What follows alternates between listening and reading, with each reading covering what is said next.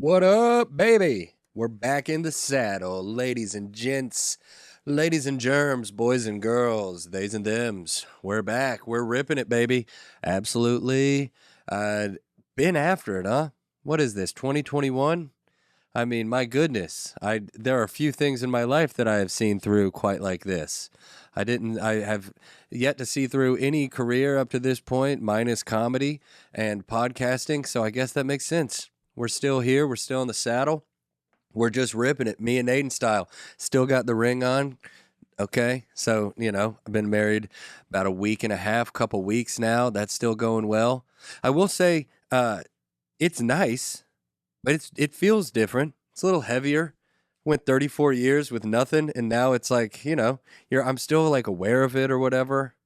You bang it on stuff, it's heavy, it feels good, kind of hurts sometimes, but I think it's just my body getting used to it. I also, speaking of my body, you see this little brace, that's fun. Just fully falling apart. Yeah, got carpal tunnel. It's flaring up. I've had it for a while, and now Anna has it too. It's a thing, happens to pregnant ladies. It's called mommy wrist. And dude, everyone thinks I'm full of it, but like, you really do start taking on what she's feeling. I swear, it might have to do with the fact that I'm 34, and that's about the time that your body starts being in pain anyway. But it's like everything that she is going through, I'm mirroring it a little bit. And I'm not saying, oh, poor me, because it's poor her. She's the one who's really feeling it. But there's science to back it up, dude.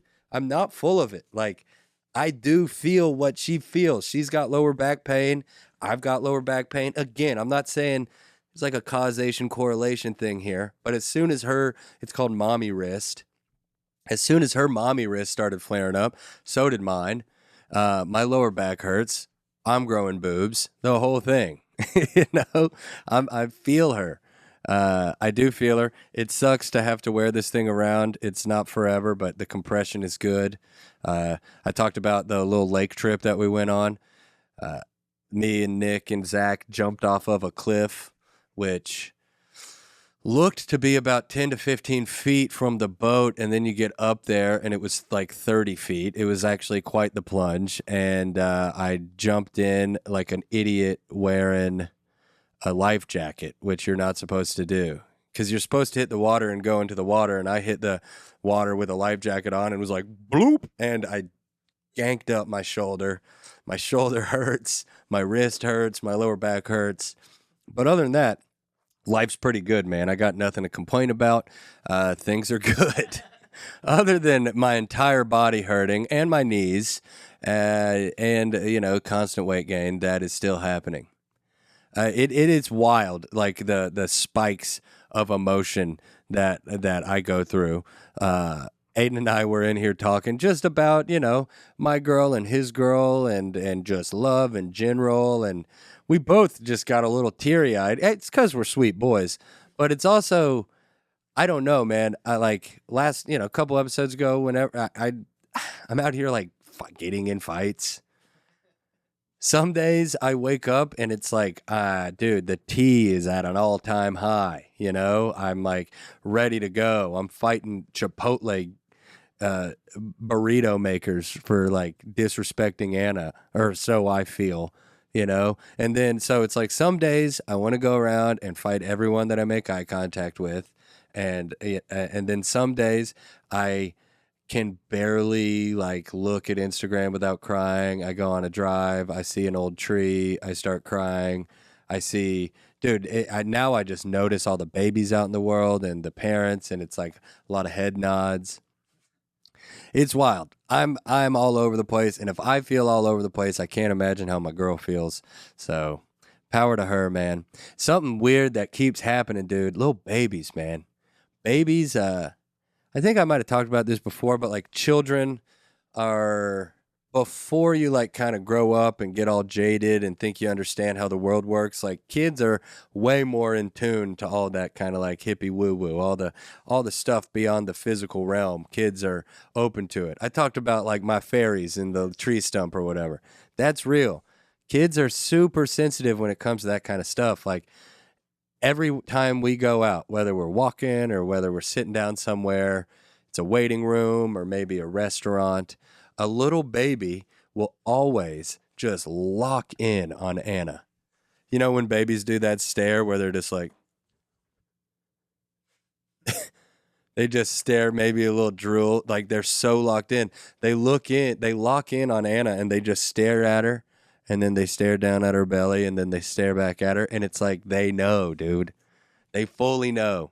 It's cool. They know that there's like a little version of them kicking around. And if you're a baby, you got to figure that's nice because you don't run into many people that are younger and smaller than you. So they, for what, they sense that little baby kicking around in there and they give Anna some love.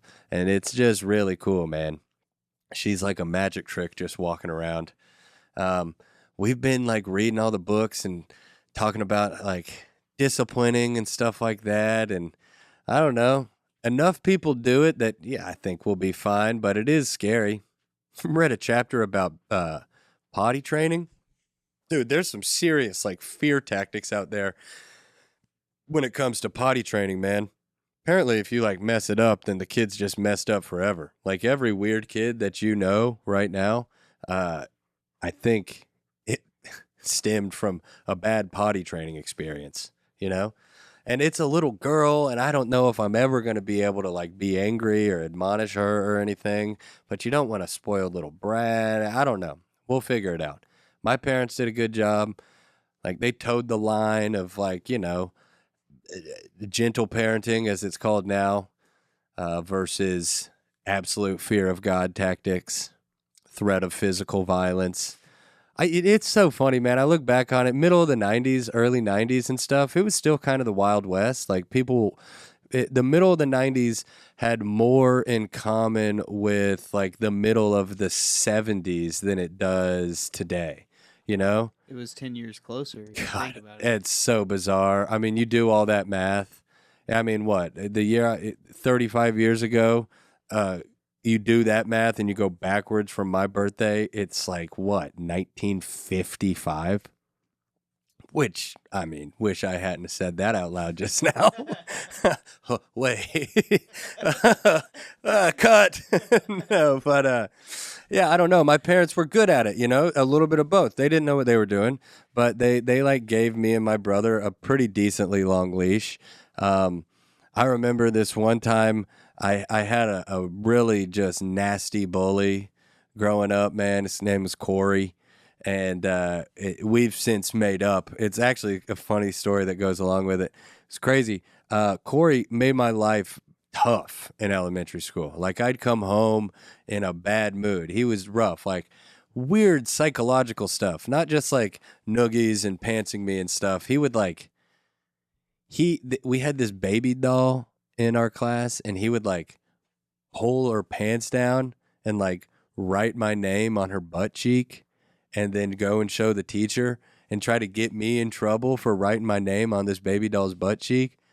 So then I'm like 9 years old, just like pleading with my teachers. I'm like, this is a setup, dude. I swear I didn't do it. It's not even in my I'm like, bring in a handwriting analysis, It's like, so he was just kind of this bizarre guy. And I came home from school one day, and you will probably believe this, but I was like a little Eddie Haskell, a little brown nose, teacher's pet, nice kid, wanted to be nice, didn't want to get in trouble because going back to what I was talking about as far as like punishment and stuff, if we messed up in school, that's a bad couple weeks at the Kimbrell household, You're grounded, a couple spankings in and out of there, So funny. My dad spanked us like 4 times and then was like, I can't do this.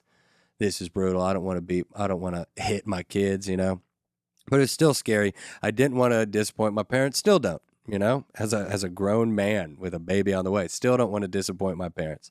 So I came home after Corey was just like ripping me, I'm like, what do I do about this? I don't want to like tell on him because then I get it worse. And I remember they told my mom's funny accent. She's like, you got to defend yourself by any means necessary. Just saying that to like an 8-year-old boy pre-Columbine. You're like, dang, all right. whatever. And so they later that night, my parents came in and they found me filling my backpack up with rocks. Like I had just gone to vacation Bible school. I was like, I'm gonna get biblical on this son of a gun, dude. I'm gonna stone him to death. And they made me empty out all the rocks from my bag, and we went and just fought like young boys do, just like a couple badgers. And then it was done. I stood up to him, and it was a wrap. I did get in a little trouble, but nothing at home. And it was nice. I tell you this story. It's kind of heavy. Over COVID, Corey, my bully, he hit me up on Facebook Messenger. He, God love his heart, had fallen into hard drugs and stuff. He, believe it or not, the insane bully in elementary school had some demons, and he's okay now. He's doing fine.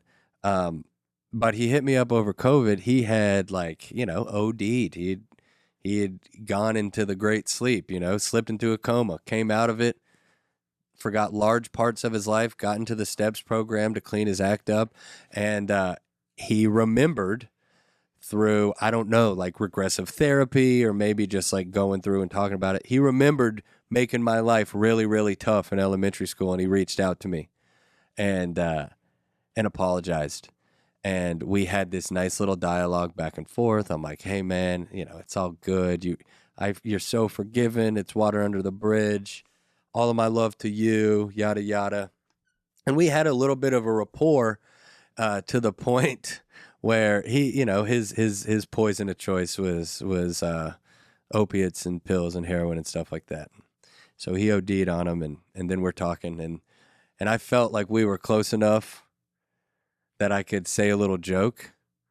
And I messaged him and I go, hey man, I'm so glad that you're doing well right now, but isn't it so crazy that you almost got stoned to death 2 times? And he goes, what? And then I remembered that he didn't know that I filled up my backpack with rocks to like throw at him. So then I just blocked him. I was just like, never mind, and just blocked him. I just blocked him. He's probably so confused. I'll tell you what, man, I don't even want to open this can of worms, so we are going to put this one out there. Don't send this to Corey. If you hear this, don't send it to Corey. I don't want to revisit it. I probably have like 10 messages from him like, what are you talking about? I hope he's still doing okay. I hope he's still doing okay. Young Corey. Whoo, boy, that is funny to think. Can you imagine how confused he was? We'd spent like a couple days. I'm being so nice to each other. Dude, you almost got stoned to death twice. He's like, what? Woo! Corey, I hope you're doing all right, bub. Oh, man, that really cracks me up. Yeah, they did a good job disciplining us. I think I've talked about it a little bit before. I got grounded so hard my sophomore year of high school. We had a big rager over at Corey Zacker's house. And dude, they got me, man. I was out, dude. No sports, no nothing, no TV. I couldn't even listen to the radio for like a month. And yeah, it changed the course of my life, kind of for the better. I kept my nose clean for a long time after that, but it did get me thinking about like what we were boozing back in the day. Because I've just been, once this baby comes, I will probably just be cutting it all off. Like I'll have a couple beers here and there, but like, as with the age and the wrist brace and everything, I mean, hangovers are a little bit more real now, and I know that come November 1st or whenever this baby comes, that sleep is not going to be a thing that I get to do a lot of.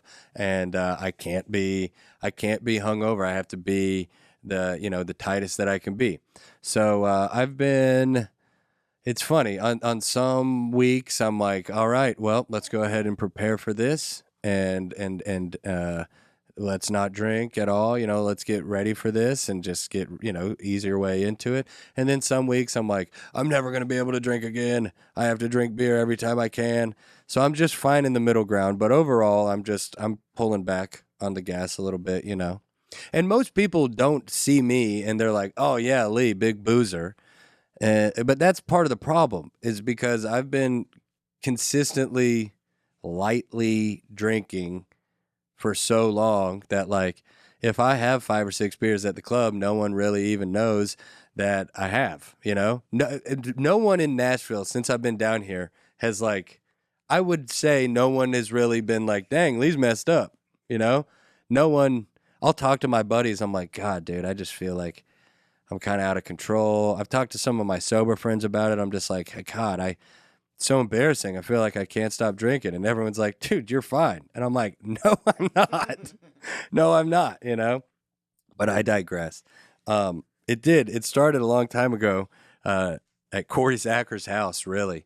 Y'all ever heard of a drink called Skittles? Poof, Skittles. It was, yeah, dude. It was, you go down to Winn-Dixie, now closed, rest in peace. You get a 2 liter of off-brand Mountain Dew, aka Mountain Lightning. Back in the day, back in like '06, '07, Mountain Lightning was 50 cents for a 2 liter. So you get a 2 liter for 50 cents, you empty it to it's halfway full. Then you fill the rest of the Mountain Lightning bottle with Barton's vodka, which back in the day was like $12 for a handle of it. So everybody throws a couple dollars, and then you just have, boom, 50 shots of vodka. So you fill it up with a liter of vodka, and then you put your Kool-Aid packeting of preference in there. And then you could just drink that. And yeah, it's crazy to think about. If I drank that now, I might die. Like, I don't know if I'd be able to function for a week. But back in the day, you could just rip that, drink your liter of vodka, run around with your shirt off, run through a tree, and be fine. But it's not the case anymore, you know? So I'm just trying to take better care of myself a little bit. I've been laying off the ganja, which is great. You can't smoke it if you don't got it, and I just don't have it, which is nice. Until it's not nice, until I'm sitting up late at night and I'm just like, this sucks. But hey, man, just got to change, got to keep evolving. It's so funny. I was talking about like how Anna's body obviously is just being destroyed. God love her heart. We both go to sleep now. It's like we're a couple hockey players getting ready to go play a game. Like, we go to sleep. I put on an eye mask. We both have on braces on both of our arms. It's like, dude, we're everything minus like a mouth guard and a helmet. We're just getting in there and getting to it, man. It's fun. Speaking of Lexington, Tates Creek High School, going out, trying to loop it all in. I got a very sad text the other day. My dad told me, Chewy's in Lexington. Chewy's number 29, station number 29. That's where I was from. Chewy's, dude, it's shutting down.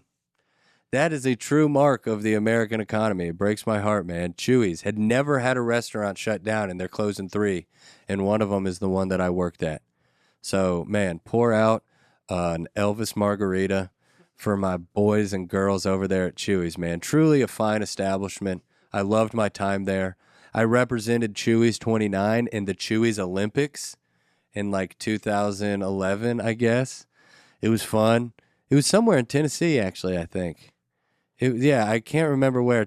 Maybe Kingsport. I don't know, but it was fun. I would like do obstacle courses, holding trays of margaritas and stuff, and like, have to make chips and salsa really quick while people were throwing stuff and like piñatas and stuff at me. I loved Chewy's, man. I had some great memories there. I worked there all of college, dude. All of college. A couple times I'd like go and tailgate a UK football game and then just roll into Chewy's with a little stiff buzz going on. No one knew. Everyone knew. But that's what you can get away with when you're in college. I did love it, man. I didn't. You look back on some of the stuff you did as a young man and you just cringe. My time at Chewy's didn't end well, I wish it would have ended well. But I wasn't a man, I should have just gone in and been like, hey, I quit. But then you just like don't show up.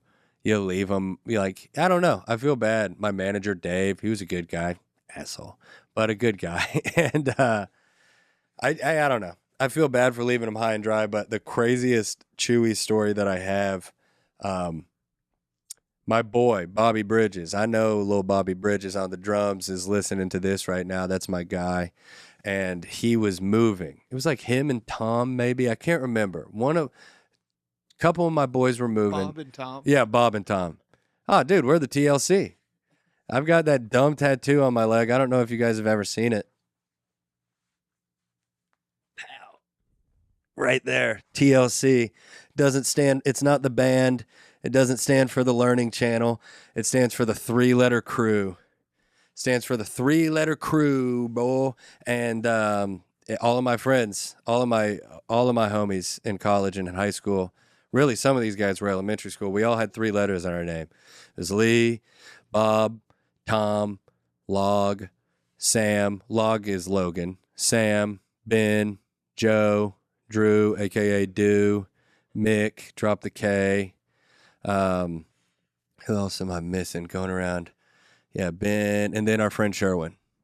He wasn't 3-letter crew, but honorary in there. And I got that tattoo at the peak of COVID, November 2020. I came in last place in our fantasy football league, and last place was to get a tattoo. So Bob got a tattoo gun from his then brother-in-law, and he gave me a tattoo. Has never given one before or after, and it looks like it. I don't know if the camera caught it. Yeah, maybe you hit a zoom or whatever. It's a bad tattoo, but I got that. That's the TLC. Yeah, Bob and Tom and Lee and Sam and Log and Joe and Ben and all of us, the boys, the dang boys.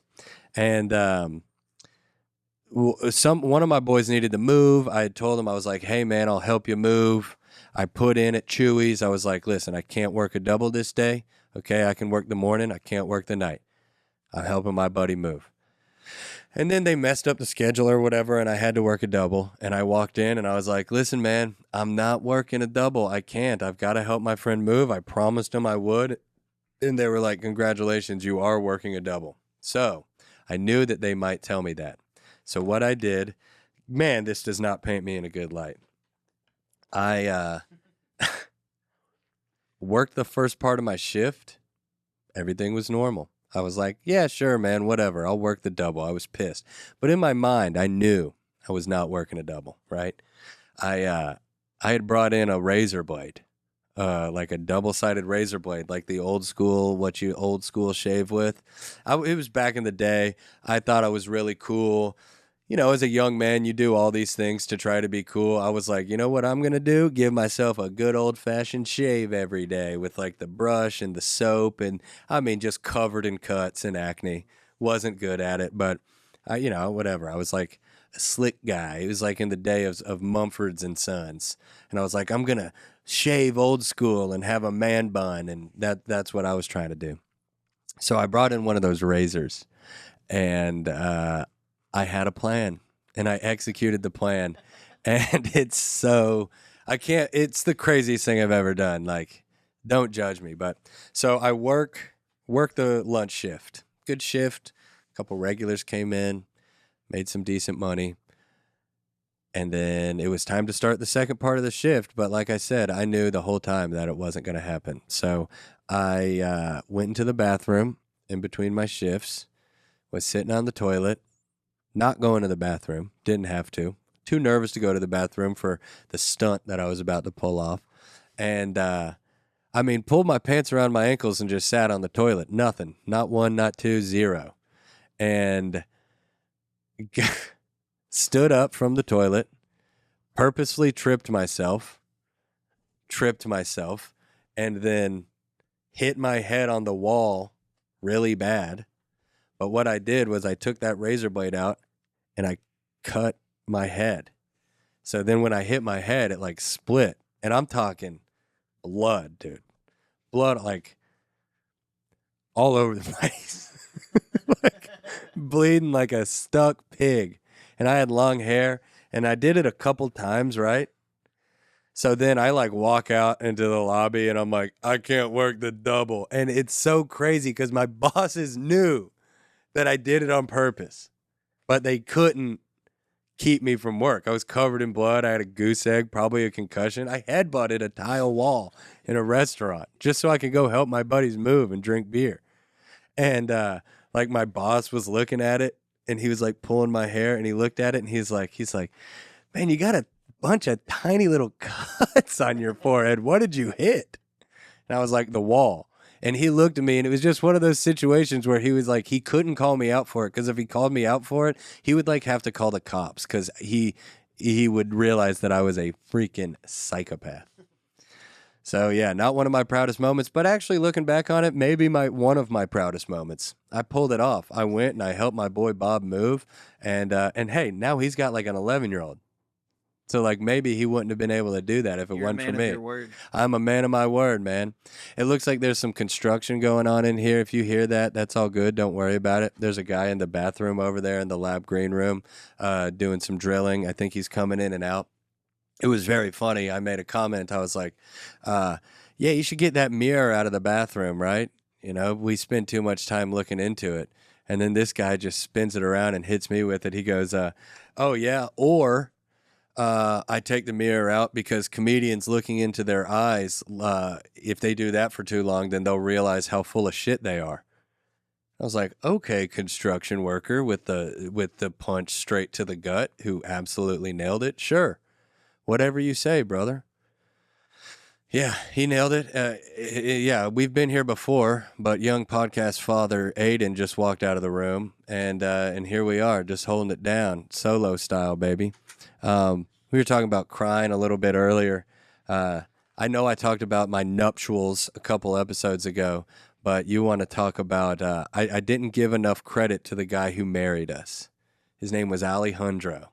His name is like on our marriage certificate, you know? It's so wild. We met this guy for 3 minutes, dude. He walked us through what was about to happen. We barely met this guy. He played such a significant role in our lives, man. Married us. He's married thousands of people. It's a cool role to play. And this guy was good because we kind of went out there like, hey, man, we'll eventually, once I grab that bag, baby, once I'm out here, selling some tickets, we'll have a big old wedding and it'll be nice and all of our families and friends will be there and stuff. But we just want the same last name. We want the same insurance. We want a bank account. So we just went out to Vegas and we kind of did it and took the piss out of it a little bit. We were like, won't this be fun and like kind of corny and kind of hokey and cheesy and all this? And we go out and we talk to this Alejandro guy. And we talked to him, like I said, for 2 to 3 minutes, barely any time at all. And then 10 seconds into him marrying us, me and Anna are both just fully crying, dude. This guy is good at what he does, man. He invoked such emotion. We're sitting there holding hands, and he's saying something. He's like, you were holding hands not with your husband or your wife, but your best friend and your confidant for the rest of your lives. And it's not just the good times, but it's the bad times. And he was like, his voice was kind of raising, and me and Anna are like looking at each other and looking at him, and we're like, dude, I'm about to start sobbing. This guy is crushing it. And I don't know, man. There's a million roles to play. If there's infinity realities or whatever, in one of them, I work at the Little White Chapel marrying people. Because he was like a master of emotion, dude. He locked in. It was so good. And he didn't even know us. And it felt like he had known us our entire lives. And I got to talk to him just for a little bit. He'd been doing it for a decade. 10 years of marrying strangers. Like, you gotta love to do that, you know? And just like any other job, like you could get jaded, of course, right? I'm almost 10 years into comedy. I love stand-up comedy, but it's like some nights I don't. But if I go out and I have a bad night and I'm not feeling it, and maybe I mail it in a little bit on stage, I feel bad, right? But I do feel bad because people came out and it's a show and they wanted a good show. They need a reprieve from the world, and I should have given them laughs, and maybe I was in a bad mood. So I wear that a little bit. But like coming to a show at Zany's or Go Bananas or whatever, it's not the same as getting married, you know? So if you're like a professional marriage officiant, you're not allowed to have a bad day. You know, you're not allowed to take your bad day into work. And he didn't, man. Shout out to Alejandro. I don't know how you could ever hear this, but if you do, man, God dang it, you are good at your job and we love you. I like asked him if he had ever bombed before, and he said he had bombed. Like he had bombed. He had never like said anybody's name wrong, but like, maybe you walk in a little hungover. Maybe you walk in, you got in a fight with your own lady or your own guy. I couldn't tell with him. But I couldn't. I think he was a little GAY. He was so sweet, dude. He was so sweet. At one point I look over during the vows and he's going. So yeah, man, he might have a little sugar in his gas tank and that's fine. But they do them all out there, dude. They do. Boy, girl, boy, girl, girl. They do the whole gamut out there. It was so cool, man. Like, we were going to get married by Elvis, but dude, the king of rock and roll is out there raking it in. It's like $500 to get married by Elvis, but he comes out. It's definitely not young Elvis. Whew. We're talking like a couple weeks before dying on the toilet Elvis is who is marrying people out there. It is so fun. You're just like, oh, I can't do an Elvis. He's like, do you take this lady to be your wife? It's crazy. Next to like a pink Cadillac. Yeah, man. I don't know. I would love to know. It's probably like a Googleable AI figuring out thing, like the percentage of marriages that happen in Vegas that end up working, because there's this idea that you can go like what happens in Vegas stays in Vegas. And that actually is kind of true. Vegas is definitely a godless town built on crime. No doubt. Crime and good times.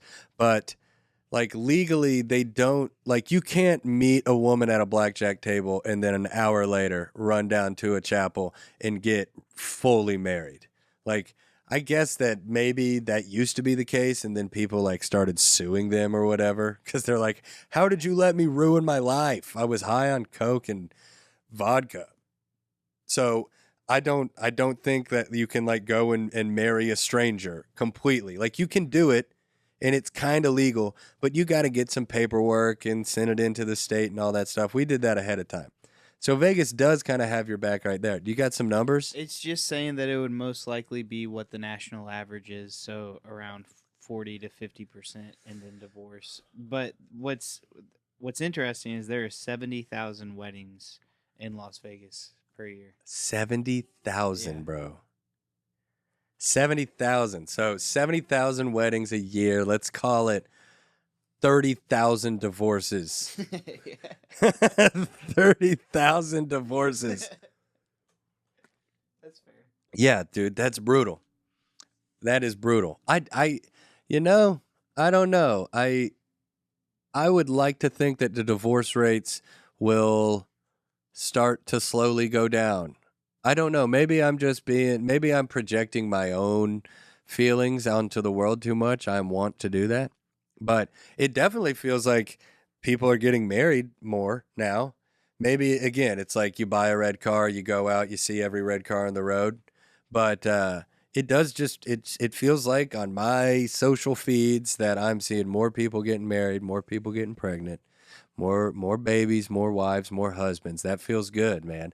I think the last 5 years have just been terribly scary. And the idea of locking it in with somebody and sharing time and sharing resources and sharing feelings, I think, dude, that's what humans are meant to do. That's what humans are meant to do. If you had asked me 10 years ago, it would have been, everyone got pilled on this whole, oh, dude, we're just monkeys out here and you don't see monkeys getting married, do you? No, monkeys have all these sexual partners and all this stuff. Dude, hogwash. Hogwash, I say. Fall in love. Do it. Do the traditional thing, man. It worked. It worked for hundreds of years. There's a weird thing. I've got an Indian buddy in an arranged marriage. And they've been married for like 7 years. They shit got arranged. Their parents like ordered it, dude. They're like, you and you're going to get together. And there's kind of something to it, There is something to it because it's like there is a lot of sacrifice in it. I'm sorry. I'm just laughing the way you said arranged marriage. They got it arranged. They got it arranged. That's what they do over there, man. And it works. It's like there is sacrifice involved, you know? I mean, as happy as I am to be a married man, as excited as I am to become a father and a husband and everything, it's like there's a part of me that mourns the loss of my former life, you know?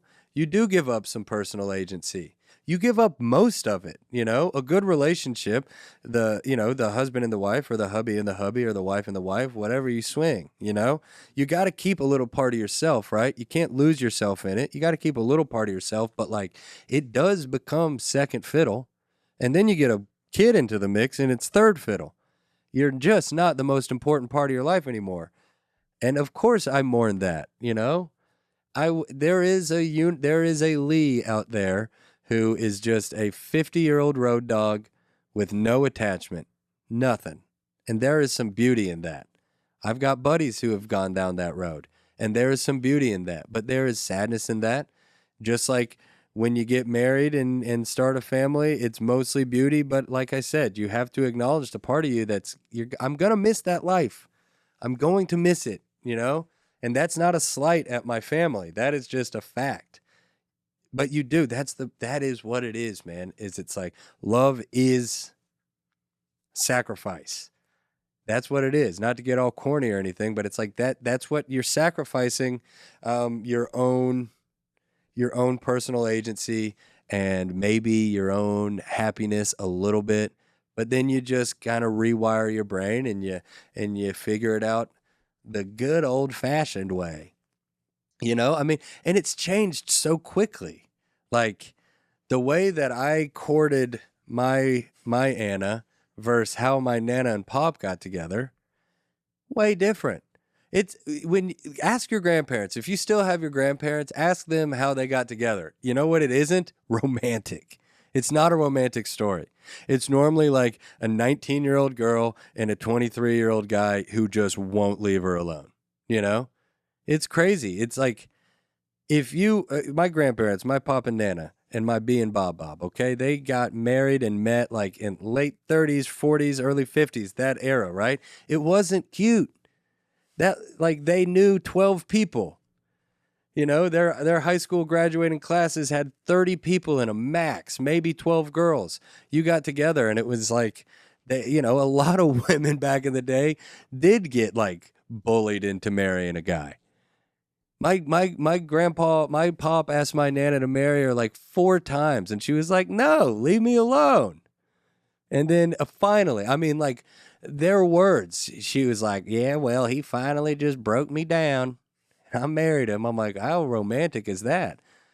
But there's the romance is that for 50 years they were like, "No, it's me and you. We're going to lock it in." And then of course love sprung from that, you know? But if you are I don't know, I feel my heart breaks for and I'm really not trying to sound smarmy right now. Um my heart breaks for people right now who are single and don't want to be because the current